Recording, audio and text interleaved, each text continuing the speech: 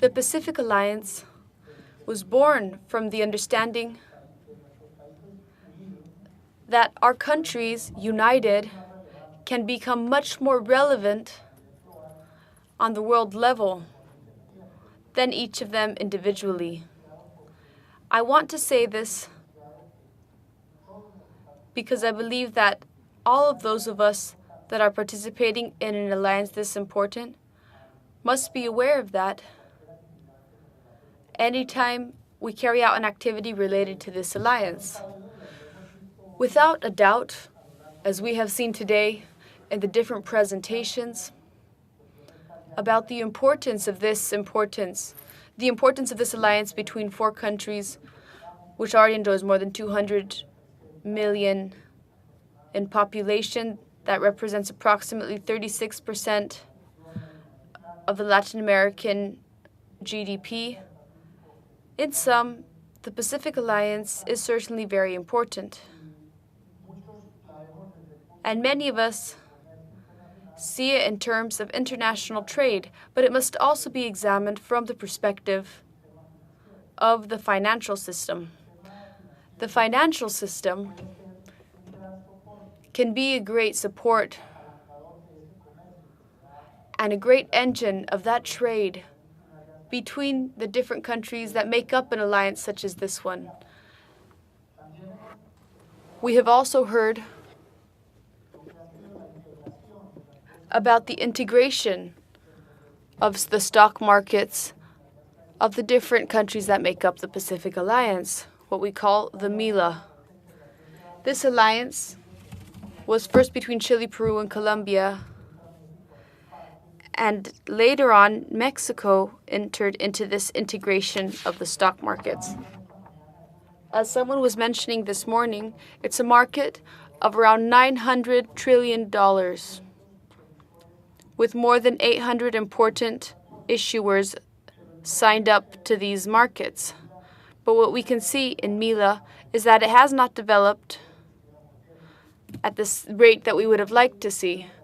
And in fact, one of the proposals that I would like to make today to this auditorium is how pension funds, private pension funds that exist in the four countries of the Pacific Alliance, could be the catalyzing motor of that integration between markets. I would like for the capital markets of the four countries or the Pacific Alliance to develop more quickly. Nowadays, pension funds in these four countries manage funds that amount to more than $400 trillion. They have 75 million people signed up to these funds who are in fact the owners of those resources. So my proposal is with regards to the following. Investments that these funds make in any one of the four countries should be considered within the rules of those funds as local investments. Why do I say this? Because over the years, an industry that has already been around for over 30 years in our continent, it has been concentrating. For instance, we can observe that in each country there are 4 or 5 or perhaps 6 pension funds when there used to be many more actors on the stage. The country that has the most pension funds is Mexico, where we have also seen a process of consolidation. But what takes place when the number of pension funds is reduced? Well, first of all, if the investment caps of the pension funds are concentrated in each of the countries individually. With our proposal, what we seek is that a pension fund from any country of the Pacific Alliance may, within their local investment cap, invest in any one of the 4 countries. This would bring great benefits, not just for the pension funds, but for those issuing. Allow me to explain myself. For pension funds, It's a diversification of risk, not only from the geographical point of view, but also from the sectoral point of view, because pension funds will be exposed to more companies, and they will not center their investments on a few important national issuers.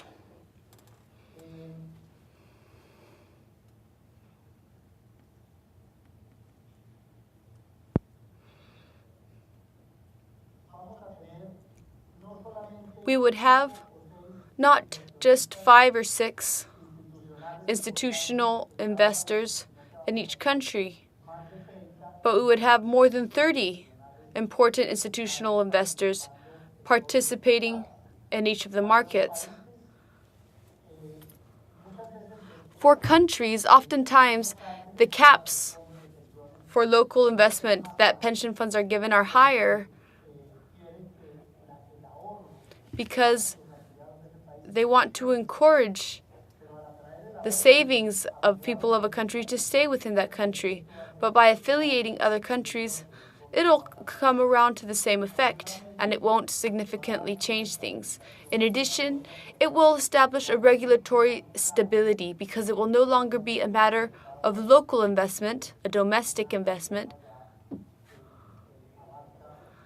but it will become a regulation that covers 4 nations that have to maintain stability. It would also give more liquidity to the issuers. Issuers would be exposed to more investors, institutional investors, which would lend these markets more depth. And something else that's very important: financing any investment project will have the possibility, they will have the option of issuing stocks or credits. So this has certain great advantages, but what is needed in order for this to occur? If we can achieve this, then the integration of markets will advance at a very different pace. We need to homogenize the regulation between the 4 countries. Here we touch on topics such as investment limits, issues of tax structuring, the degree of investment in each country. There are certain countries that do not allow their investment funds to invest in countries with a lower credit rating. But the truth is that all 4 countries have a good credit rating, and what we call credit rating indicates that there is a credit risk which is enough for the regulations existing in each country. So what happens when we sit down in an auditorium such as this and discuss alliances such as the Pacific Alliance?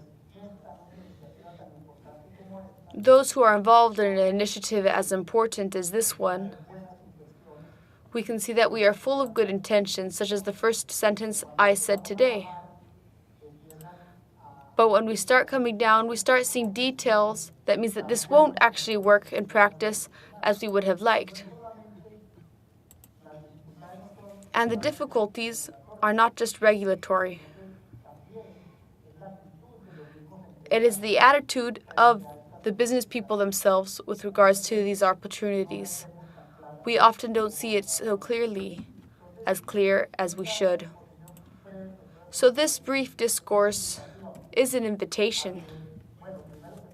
First of all, our leaders, our presidents, ministers, please support this sort of initiative with regards to the middle management so that these details can promote an alliance as important as this one, allowing for the institutional investors in other areas such as business and tax, so that we can promote an initiative as important as this one. And certainly I would also invite all business people to see the advantages of the Pacific Alliance. Opportunity for your companies to develop. But certainly, I would like to say that we are very happy for there to be an event like this, where not only do we have the countries of the Pacific Alliance, but we also have the Asian countries here showing all the interest that we've seen them show today, seeking to strengthen relationships and form stronger partnerships, not only business partnerships, but financial ones.